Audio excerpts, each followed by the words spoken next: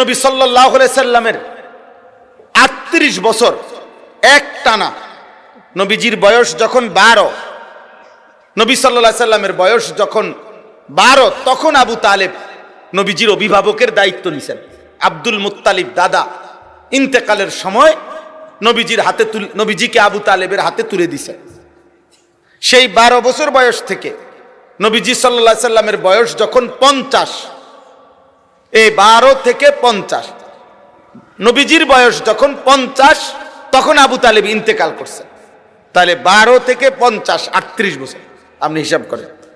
এই 38 বছর সুখে দুঃখে, আনন্দ বেদনায়, কষ্টে, সকল ক্ষেত্রে নবীজিকে বুকে আগলাইয়া রাখছেন, আদর করছেন, পরম মমতায় আশ্রয় দিয়েছেন এই চাচা আবু তালেব।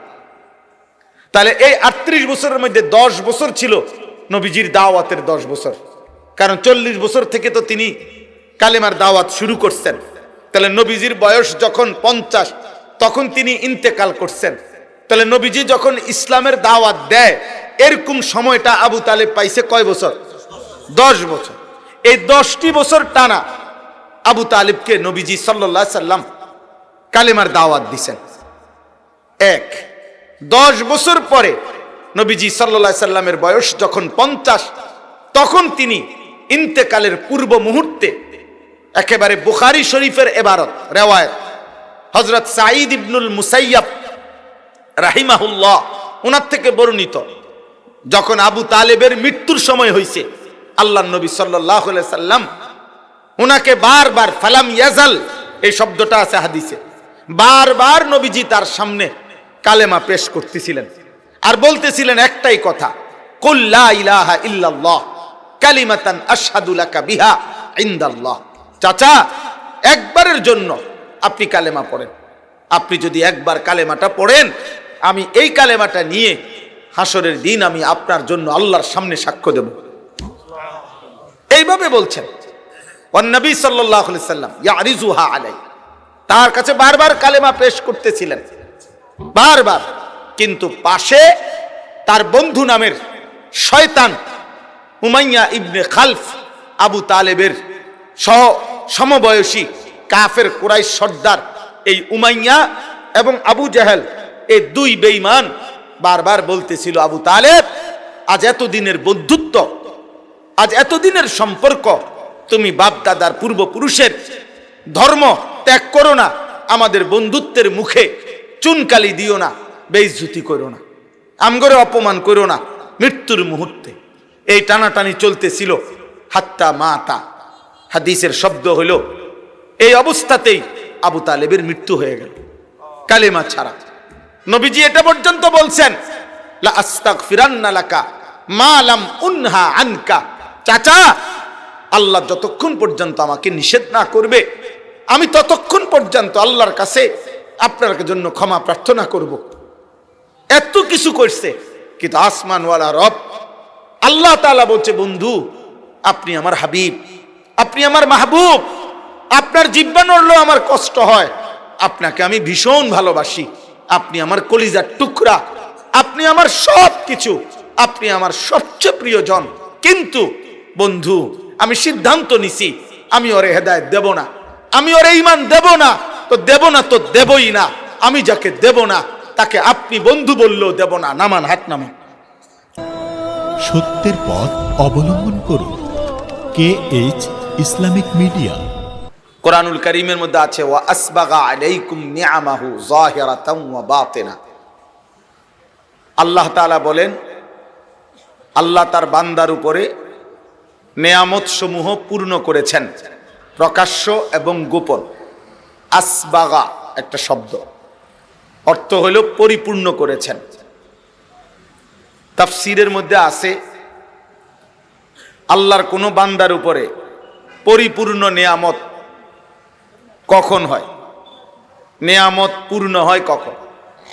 এই যে পৃথিবী দুনিয়ার যা কিছু আছে, এই সব কিছু আল্লাহর নেয়ামত। আমাদের জীবনের চারিদিকে যত আয়োজন, আমাদের নিজের মাঝে যত আয়োজন, সবই আল্লাহর দেওয়া। কি বলেন?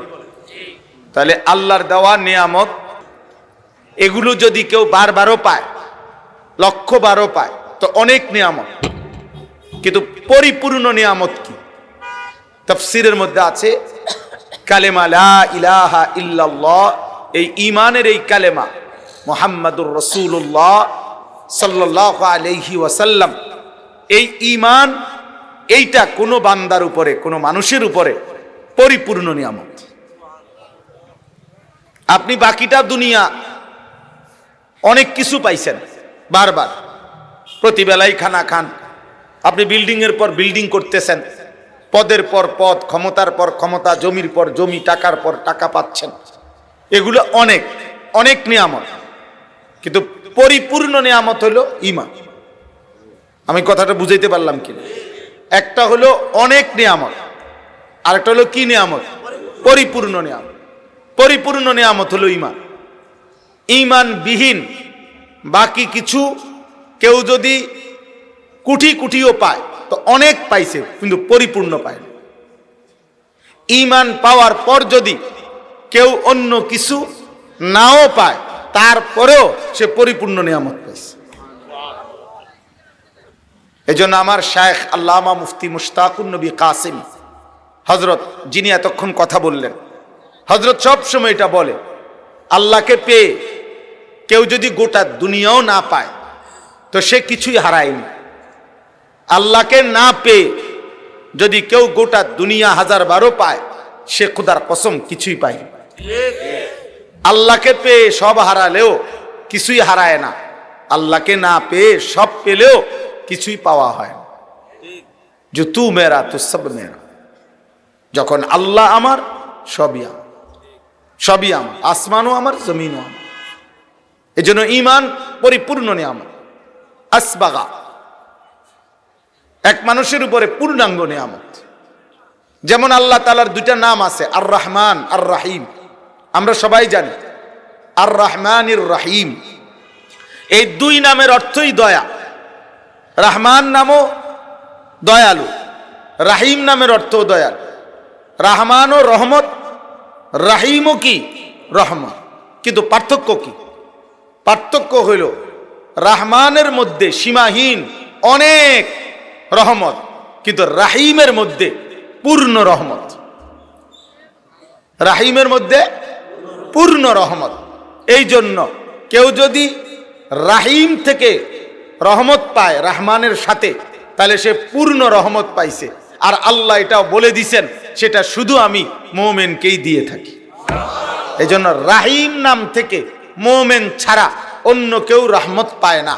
রহমান নাম থেকে মুমিন, কাফের, ইমানদার, মানুষ, পশু, জন্তু, জানোয়ার, আল্লাহর গোটা সৃষ্টি সবাই অনেক অনেক অগণিত রহমত পেয়ে থাকে। কিন্তু রাহিম নামের মধ্যে যে রহমত, এটা পায় তারা কে? শুধু মুমিন, শুধু মুমিন, শুধু মুমিন।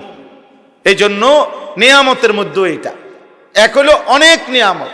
মাশাআল্লাহ, উনি অনেক ভাত খায়, ওনার অনেক বাড়ি, অনেক গাড়ি, অনেক ক্ষমতা, এগুলো হলো অনেক। আর পূর্ণ নিয়ামত ঈমান।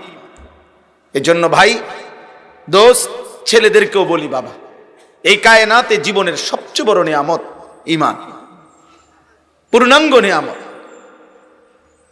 যাকে আল্লাহ তাআলা ঈমান দিয়েছেন তাকে আল্লাহ তাআলাই দয়া করে দিয়েছেন, এটা মালিকের ইহসান। এই একটি নিয়ামত ঈমান যাকে আল্লাহ দিয়েছেন, এর জন্য যদি সে লক্ষ কোটি বছরও সেজদায় পড়ে থাকে, খোদার কসম শুকর আদায় হবে না। কেন? কারণ হলো ঈমানের এই দৌলতটা, ঈমানের এই পরিচয়টা, মুসলিম এই ঈমানের পরিচয়টা, ঈমানটা, এটা আল্লাহ তাআলা যাকে দেয় নাই, আল্লাহ যার ব্যাপারে সিদ্ধান্ত নিছেন দিবে না, খোদার কসম তার জন্য ঈমান সর্বশ্রেষ্ঠ নবী, আমাদের নবী রাসূল আকরাম সাল্লাল্লাহু আলাইহি সাল্লাম, তিনিও চাইয়া আল্লাহ থেকে নিতে পারেন। এটা হলো মেইন বিষয়। মালিক যাকে দেবে না বলছে, মালিক যাকে দেয় নাই, তার জন্য কলিজার টুকরা হাবিব, মাহবুব, আল্লাহর সবচেয়ে প্রিয়জন, সেই প্রিয় বন্ধুও চেয়ে নিতে পারেন।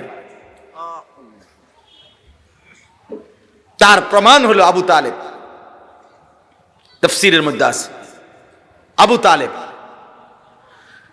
প্রিয় নবী সাল্লাল্লাহু আলাইহি সাল্লামের 38 বছর এক টানা, নবীজির বয়স যখন 12, নবী সাল্লাল্লাহু আলাইহি সাল্লামের বয়স যখন 12, তখন আবু তালেব নবীজির অভিভাবকের দায়িত্ব নিছেন। আব্দুল মুত্তালিব দাদা ইন্তেকালের সময় নবীজিকে আবু তালেবের হাতে তুলে দিছেন।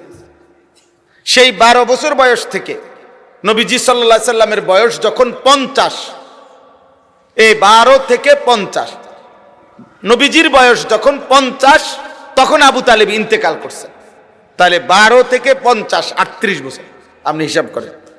এই 38 বছর সুখে দুঃখে, আনন্দ বেদনায়, কষ্টে, সকল ক্ষেত্রে নবীজিকে বুকে আগলাইয়া রাখছেন, আদর করছেন, পরম মমতায় আশ্রয় দিয়েছেন এই চাচা আবু তালেব।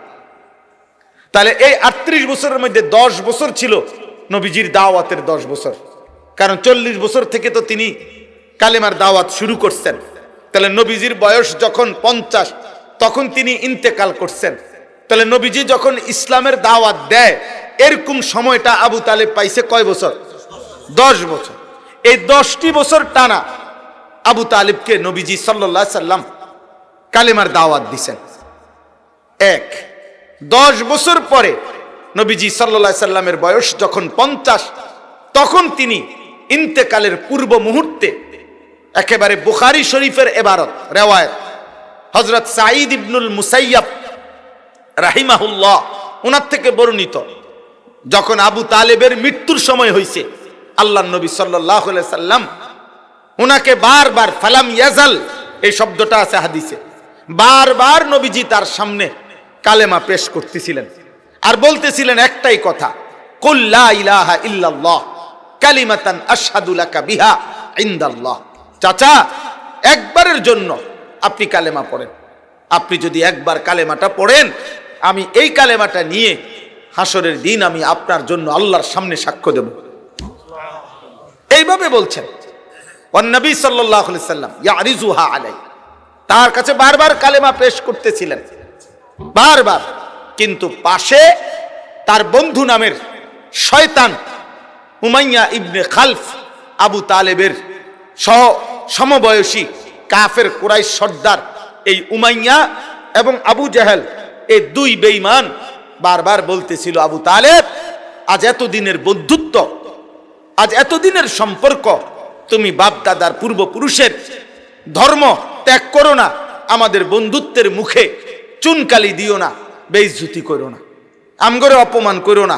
মৃত্যুর মুহূর্তে এই টানাটানি চলতেছিল হাত্তা মাতা, হাদিসের শব্দ হলো এই অবস্থাতেই আবু তালেবের মৃত্যু হয়ে গেল কালেমা ছাড়া। নবীজি এটা পর্যন্ত বলছেন, লা আস্তাগফিরান্না লাকা মা লাম উনহা আনকা, চাচা, আল্লাহ যতক্ষণ পর্যন্ত আমাকে নিষেধ না করবে আমি ততক্ষণ পর্যন্ত আল্লাহর কাছে আপনার জন্য ক্ষমা প্রার্থনা করব।